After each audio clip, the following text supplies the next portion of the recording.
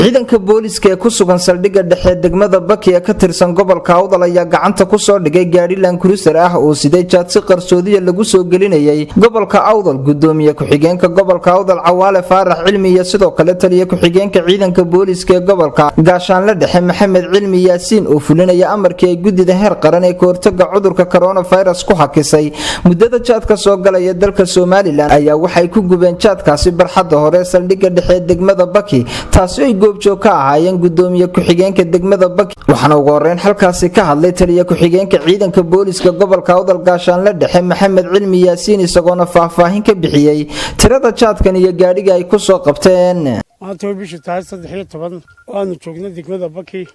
oo noo tagnay hawlgalkii ciidanku ay ku soo guuleysteen inay soo qabtaan gaari Land Cruiser oo xambaarsan qaad tiradiisu dhan tahay 7 jawaan 6 jawaan iyo badh. qaadkaas oo tiradiisa markaanu tirinay imika naagteeda ka muuqda 5 jawaan waxay ahaayeen qaadka waaweyn ee loo yaqaan kiilooga nooca jabiska loo yaqaan oo min 15 tiro guudna waxay noqonayaan 75 kiilo. jawaanka kale iyo jawaanka barkiisuna waxa ku jiray container duuf oo qaadka loo yaqaan mijaha ah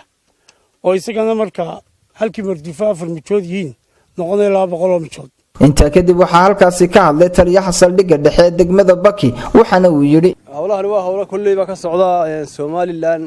oo xaaladaha xanuunka COVID-19 ay keeneen degmada Baki waa horta qaybihii u horeeyay ay soo qabanno waxaan ka soo qabanay meelaha la yiraahdo boorka Geligarool kulli hawlo waxa jira 7 jid oo ku furan degmada Baki. gudoomiye ku-xigeenka degmada Baki Dayib Xasan Raage Ciidad ayaa baaq u diray bulshada ku nool deegaankaasi. waxa bilaha Ramadaan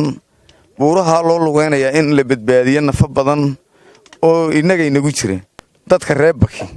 kuwa buuraha jooga kuwa imika nala jooga kuwa maqan dhamaantood waxaan ka codsanaynaa inay kala qayb qaataan hawlgalkan ka socda ee lagu badbaadinayo ummadan. ugu dambeyn gudoomiye ku-xigeenka gobolka Awdal Cawaale Faarax Cilmi ayaa wax lala yaabo ku tilmaamay jaadka sida qarsoodiga lagu soo gelinayay gobolka bulshadana uga digay faafidda cudurka coronavirus. waa wax lala yaabo runtii markaad eegto way faa'iido laga helayaa waxa inta jab iyo dhib ay la maray baba ka badnaanaysa runtii markaan eegno bulshadana waxaan uga digaynaa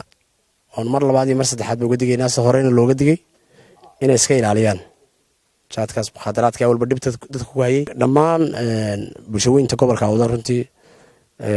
waxaan u dirayaa halkan oo uga faa'iideysanayaa in wacyigelinta la qaato in la kala fogaado